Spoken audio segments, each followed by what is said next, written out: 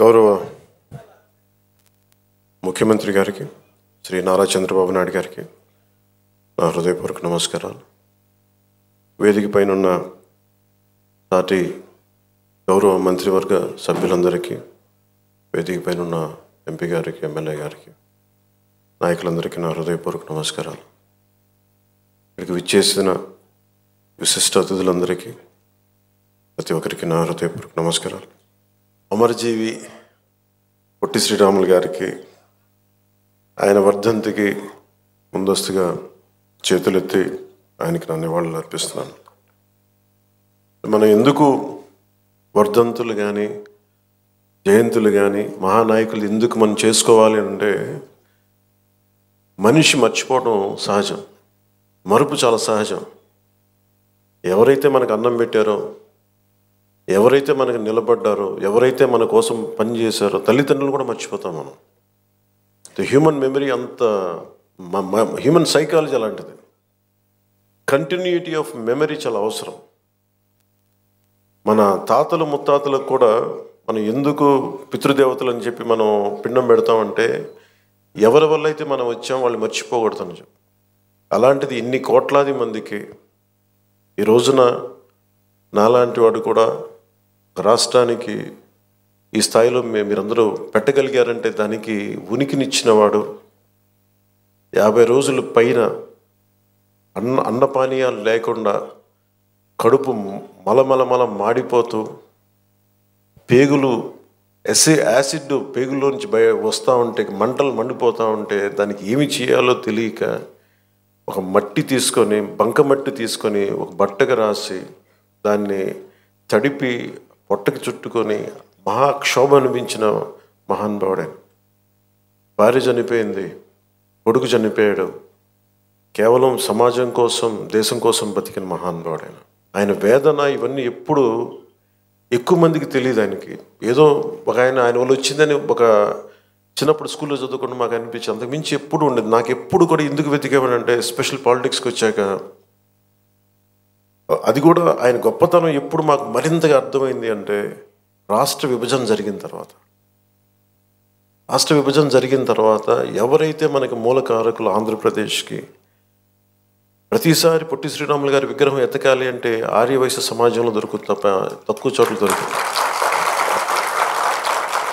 ఆయన ఒక జాతికి నాయకుడు కాదు, ఒక కులానికి నాయకుడు కాదు, ఆంధ్ర జాతికి నాయకుడు ఆయన.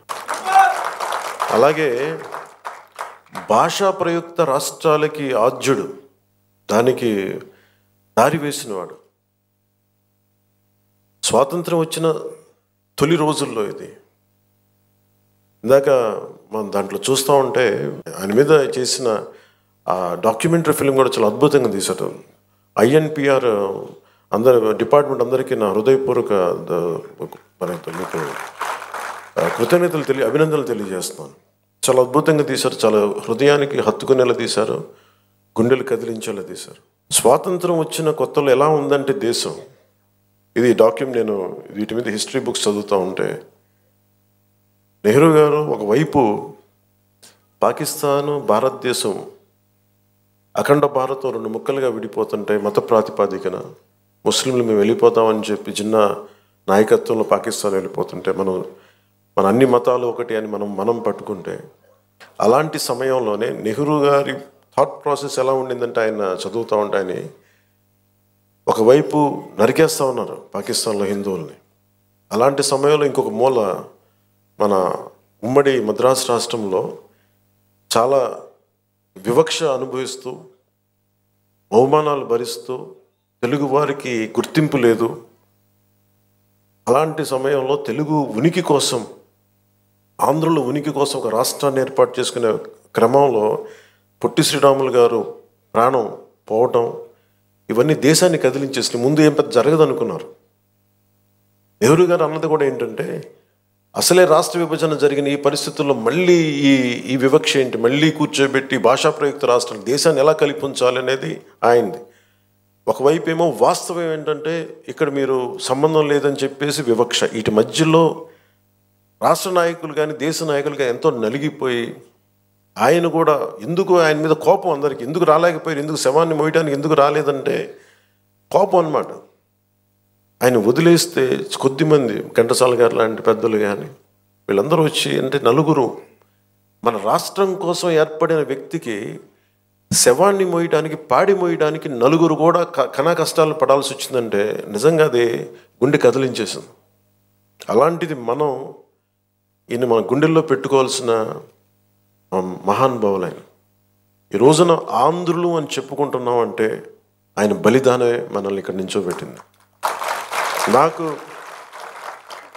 చాలాసార్లు రకరకాలుగా ఉంటుంది. ఒకసారి ఆంధ్రప్రదేశ్ విడిపోయి మన భాషా ప్రయుక్త రాష్ట్రాలు జరిగిన తర్వాత మనకి ఒకసారి మన కర్నూలు రాజధానిగా ఒక డేట్ పెట్టాం. తర్వాత మళ్ళీ మనకి తెలంగాణ రాష్ట్రాన్ని విలీనం చేసి ఉమ్మడి ఆంధ్రప్రదేశ్కి ఏర్పడిన ఒకటి మళ్ళీ విడిపోయిన తర్వాత ఇవన్నీ మొన్న చాలాసార్లు క్యాబినెట్లో మాట్లాడుతూ ఉంటే గౌరవ ముఖ్యమంత్రి గారు చంద్రబాబు నాయుడు గారు చెప్పింది, ఆయన ఆత్మార్పణ దినాన్ని మనం చాలా ఘనంగా జరుపుకోవాలి. ఇంకా సమయం లేక ఇక్కడ మన తుమ్మలపల్లి కళాక్షేత్రం జరుపుకోవాల్సి వచ్చింది. లేదంటే ముఖ్యమంత్రి గారి మనసులో చాలా భారీగా ఇదో జరుపుకోవాలి, సరిపోవట్లేదు, ఒక్కసారికి ఇలా చేద్దాం కానీ తర్వాత చాలా గొప్పగా చేద్దాం, దీన్ని అందరూ రాష్ట్రం గుర్తుండిపోవాలి. అంటే ఆయన త్యాగం ఈ రోజున మనందరం కూర్చొని ఈ రోజున మన ఆంధ్రులు అని చెప్పుకుంటున్నాం.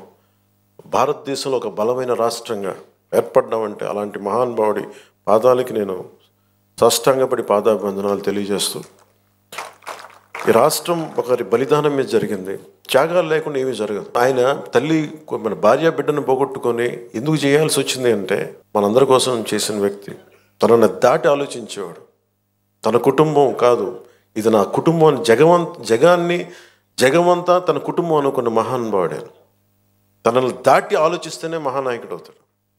తన కుటుంబాన్ని దాటి, తన పరిసరాల్ని దాటి, తనది అని దాటి వచ్చినవాడే మహానాయకుడు అవుతాడు. అలాగే ఈరోజు మనకి ఆయన స్ఫూర్తిని మాకు క్యాబినెట్లో వివరించి చెప్పి మమ్మల్ని అందరినీ ఉత్తేజపరిచి ఆయన చేసిన త్యాగాల్ని మాకొకసారి మరోమారు గుర్తు చేసి మా అందరికీ ఒక బాధ్యతని గుర్తు చేసి మాకు ఆయన ఆత్మార్పణ దినాన్ని చాలా బలంగా జరుపుకోవాలి, మనం కృతజ్ఞతలు అయి ఉండాలి, దానికి మనం బద్దులై ఉండాలని చెప్పి 10 సార్లు మాకు ఉత్తేజపూరితంగా చెప్పిన శ్రీ నారా చంద్రబాబు నాయుడు గారి మనస్ఫూర్తిగా వారికి నా కృతజ్ఞతలు, నా అభినందనలు తెలియజేస్తున్నాను.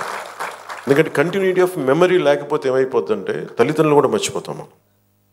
అలాంటిది ఈరోజు ఎందుకు జరుపుకోవాలంటే ప్రతిరోజు మనం గుర్తు పెట్టుకోవాలి. నేను ఈరోజు అన్నం తింటున్నాను, నేను ఒక పదవి వచ్చింది, నేను ఒక ఉద్యోగం చేస్తున్నాను, భాషా ప్రయుక్త రాష్ట్రాలు వచ్చినాయి అంటే ఆయన బలిదానం వల్ల. అది గుర్తుపెట్టుకోవడానికి ఇలాంటి సంస్మరణ దినాలు చాలా అవసరం గుర్తుపెట్టుకోవడానికి. అలాగే ఆయన చేసిన త్యాగాన్ని మరింత ఇనుముడింప చేయాలి అంటే ఇందాక గౌరవ మంత్రి పార్థసారథి గారు చెప్పినట్టుగా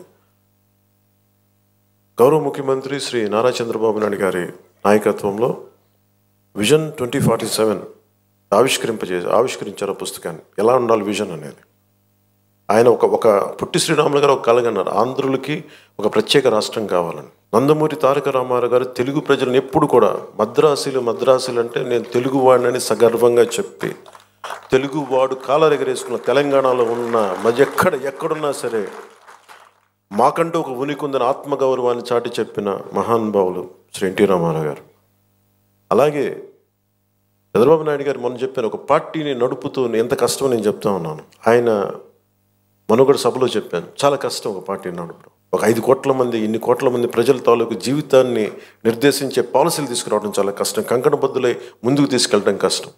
అలాంటిది 2047కి ఎలా ఉండాలి ఈ రాష్ట్రం, అదొక డాక్యుమెంట్, అది ఒక దిశానిర్దేశం చేస్తుంది. ఇలాంటి అవకాశాలు ఉన్నాయి, ఎంత పెట్టుబడి పెట్టబోతున్నాం, లేదంటే మనం నేచర్ ఫార్మింగ్ ప్రకృతి వ్యవసాయం చేస్తున్నాం, లేదంటే ఇన్ని ఉద్యోగాలు కల్పించబోతున్నాం, లేదంటే ఇలాంటి మన టూరిజంలో ఇలాంటి ఆలోచనలు ఉన్నాయి. ఇవన్నీ ఏం చెప్తున్నాయి అంటే ఎవరైనా అందిపుచ్చుకోవచ్చని. దీనికి ఒక కులం లేదు, ఒక మతం లేదు, ఒక ప్రాంతం లేదు.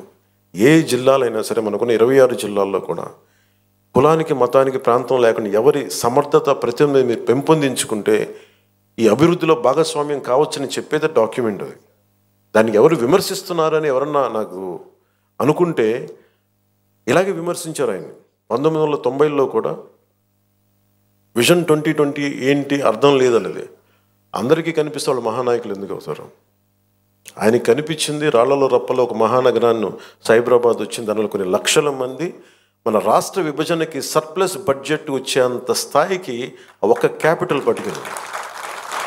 అలాంటిది ఆయన మళ్ళీ ఈ 24 కూర్చొని రేయింబవళ్ళు కష్టపడి అందరి సలహాలు సూచనలు తీసుకొని 2047 విజన్ డాక్యుమెంట్ని తీసుకెళ్ళి అది సంపూర్ణంగా మనందరం చెయ్య కలిపి కులాలకి, మతాలకి, ప్రాంతాలకి అతీతంగా తీసుకెళ్తే అది $2.2 ట్రిలియన్ ఎకానమీగా అది ముందుకెళ్తే ఆ రోజు పొట్టి శ్రీరాములు గారికి సాధించిన ఆయన బలిదానానికి నిజంగా నివాళి ఏర్పాటు చేసినట్టు అవుద్ది. మనందరం కంకణబద్ధులై ఉందాం. అలాగే నా వైపు నుంచి సంపూర్ణంగా ఆయన స్ఫూర్తిని అలాగే విజన్ 2047ని ముందుకు తీసుకెళ్ళడానికి కంకణబద్ధులై ఉంటాం. ముందుగా కమిటెడ్గా ఉంటామని తెలియజేసుకుంటూ మరోమారు పొట్టి శ్రీరాములు గారికి ఆయన ఆత్మార్పణ దినానికి నేను జోహార్లు అర్పిస్తూ సెలవు తీసుకున్నాను. జై హింద్.